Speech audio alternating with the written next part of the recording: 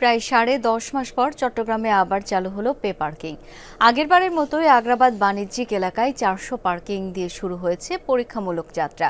3 ও 4 চাকার গাড়ির parking charge ঘন্টায় 30 টাকা এবং মোটরসাইকেলের জন্য 20 টাকা। সড়কে শৃঙ্খলা আনতে এই উদ্যোগ বলছেন মেয়র।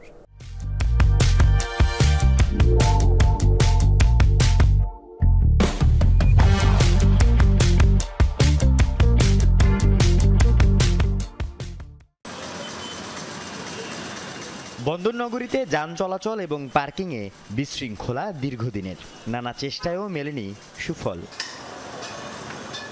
এ অবস্থায় 2024 সালের 3 মার্চ ব্যস্ততম আগ্রাবাদ এলাকায় পরীক্ষামূলকভাবে পে পার্কিং চালু করেছিলেন তৎকালীন আওয়ামী লীগ দলীয় মেয়র রেজাউল করিম চৌধুরী। কিছুদিন চললেও 5 আগস্ট পট পরিবর্তনের পর ভেস্তে যায় সব। আমরা তো রাস্তার উপর পার্কিং করতে যাই। 5.5 মাস পর আবার আগ্রাবাদে একই স্থানে পরীক্ষামূলক পে পার্কিং উদ্বোধন করলেন নতুন মেয়র ডাক্তার সাদাত হোসেন।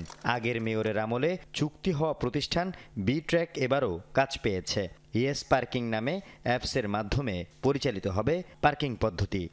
আমরা একটি নতুন চুক্তির মধ্যে দিয়ে তাদের সাথে কাজ করছি। আপনি যদি এই বাংলাদেশ থেকে বের হন, পৃথিবীর সব জায়গায় আপনাকে পার্কিং করতে হলে মিনিমাম কিছু টাকা দিতে হবে।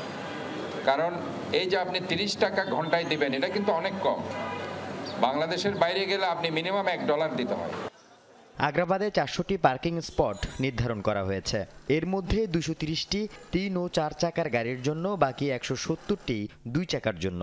যখন আমি অ্যাপে দেখব, পার্কিং নাম্বার সহ দেখতে পারবো কত নাম্বার পার্কিং আমি পার্ক করছি, ওটা সিলেক্ট করতে পারবো এবং অ্যাপেই গুগল ম্যাপে যেভাবে আমাকে ডিরেকশন গাইড করে আমার পার্কিং স্পটে নিয়ে আসবে। প্রতিটি 3 ও 4 চাকার যানবাহনের জন্য প্রতি ঘন্টায় পার্কিং চার্জ 30 টাকা এবং 2 চাকার জন্য 20 টাকা। আমরা 20,000 টাকা বেতন পাই। হ্যাঁ, 3,000 টাকা যদি আমাদের প্রতি মাসে চলে যায়, তা আমাদেরকে ওখানে তেল খরচ আছে, খরচ আছে, আমাদের থাকবে কত? এটাকে আমাদের গাড়ির উপর চাপাই দেওয়া না? আমাদের বেতন তো পাচ্ছে না। আমি যদি এখন কোম্পানিকে বলি যে আমাকে ডেলি 100 টাকা দিতে হবে, এখানে মাসে 3,000 টাকা, কোম্পানিকে আমাকে টাকাটা দিবে? এটা ভালো উদ্যোগ, আমাদের সবার সচেতন হওয়া উচিত। পৃথিবীর প্রত্যেক দেশে এভাবে পার্কিং আছে। আল আমিন শিকদার, যমুনা নিউজ, চট্টগ্রাম।